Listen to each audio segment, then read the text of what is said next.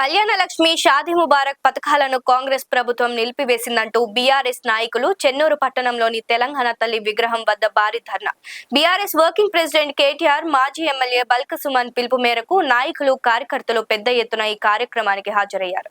ధర్నాను అడ్డుకునేందుకు పోలీసులు యత్నించినప్పటికీ పోలీసుల ఆంక్షలను ధిక్కరించి బీఆర్ఎస్ శ్రేణులు నిరసన కొనసాగించారు. కళ్యాణ లక్ష్మి షాదీ ముబారక్ పథకాల అమలుపై హైకోర్టు స్టే విధించడానికి కాంగ్రెస్ ప్రభుత్వ నిర్లక్ష్య వైఖరే కారణమని బీఆర్ఎస్ నేతలు తీవ్రంగా ఆరోపించారు.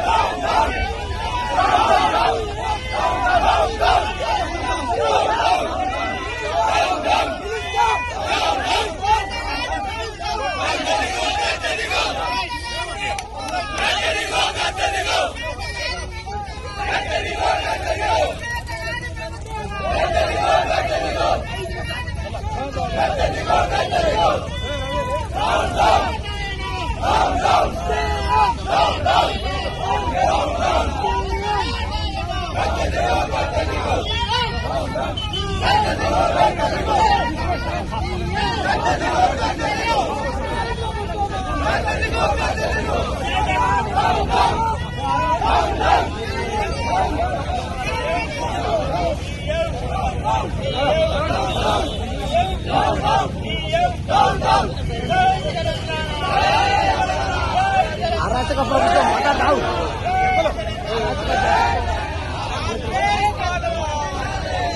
అరాచక ప్రభుత్వం వల్ల కేసీఆర్ పెట్టినటువంటి సంక్షేమ పథకాలు అనేకం కూడా ఈరోజు